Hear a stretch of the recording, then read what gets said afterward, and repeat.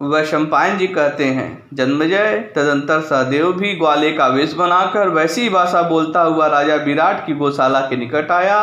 उस तेजस्वी पुरुष को बुलाकर राजा स्वयं उसके समीप गए और पूछने लगे, तुम किसके आदमी हो, कहाँ से आए हो? सहदेव ने कहा, मैं जाति का वैश्य हूँ। मैं पहले पांडव के यहाँ गौ की संभाल करता था। राजा विराट ने कहा, तुम्हें किस काम का अनुभव है? सहदेव बोले, मैं पांडवों की गौ को संभालने का काम करता था। इसके सिवा मैं उत्तम लक्षणों वाले ऐसे बैलों की भी पहचान रखता हूँ जिनका मूत्र सूंघने मात्र से बंध्या स्त्री को भी गर्भ रह जाता है। राजा विराट ने कहा, मेरे पास एक ही रंग की 1,00,000 पशु हैं, उनमें सभी उत्तम गुणों का सम्मिश्रण है। आज से उन पशुओं और उनके रक्षकों को मैं तुम्हारे अधिकार में सौंपता हूँ।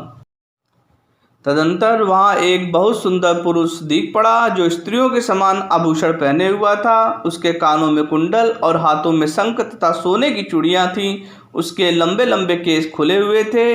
राजा विराट की सभा में पहुंचकर उसने अपना इस प्रकार परिचय दिया, महाराज, मैं नपुंसक हूँ, मेरा नाम बृहन्नला है। मैं नाचता गाता और बाजे बजाता हूँ, नृत्य और संगीत की कला में बहुत प्रवीण हूँ। आप मुझे उत्तरा को इस कला की शिक्षा देने के लिए रख लें। राजा विराट ने कहा, बृहन्नले, तुम्हारे जैसे पुरुष से तो यह काम लेना मुझे उचित नहीं जान पड़ता, तथापि मैं तुम्हारी प्रार्थना स्वीकार करता हूँ। तुम मेरी बेटी उत्तरा तथा राज परिवार की अन्य कन्याओं को नृत्य कला की शिक्षा दिया करो। यह कहकर मत्स्य नरेश ने बृहन्नला की संगीत, नृत्य और बाजा बजाने की कलाओं का परीक्षा किया। इसके बाद अपने मंत्रियों से सलाह ली कि इसे अंतःपुर में रखना चाहिए या नहीं। फिर तरुणी स्त्रियां भेजकर उसके नपुंसकपने की जांच कराई। जब सब तरह से उसका नपुंसक होना प्रमाणित हो गया, तब उसे कन्याओं के अंतःपुर में रहने की आज्ञा मिली। वहां रहकर अर्जुन उत्तरा और उसकी सखियों तथा अन्य दासियों को भी गाने बजाने और नाचने की शिक्षा देने लगे। इसके बाद नकुल अश्वपालक वेश धारण किए राजा विराट के यहाँ उपस्थित हुए और राजभवन के पास इधर उधर घूमकर घोड़े देखने लगे। फिर राजा के दरबार में आकर नकुल ने कहा, महाराज, आपका कल्याण हूँ। मैं अश्वों को शिक्षा देने में निपुण हूँ, बड़े बड़े राजाओं के यहाँ आदर पा चुका हूँ। मेरी इच्छा है कि आपके यहाँ घोड़ों को शिक्षा देने का काम करूँ।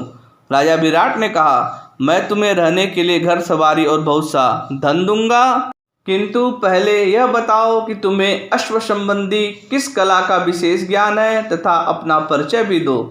नकुल ने कहा, महाराज, मैं घोड़ों की जाति और स्वभाव पहचानता हूँ, उन्हें शिक्षा देकर सीधा कर सकता हूँ। दुष्ट घोड़ों को ठीक करने का भी उपाय जानता हूँ।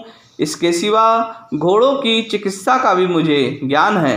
मैं पहले राजा युधिष्ठिर के यहाँ काम करता था, वहाँ वे तथा दूसरे लोग भी मुझे ग्रंथिक नाम से पुकारते थे।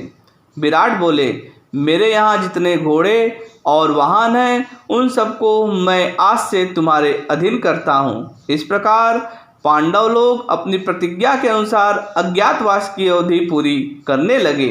जय श्री कृष्ण।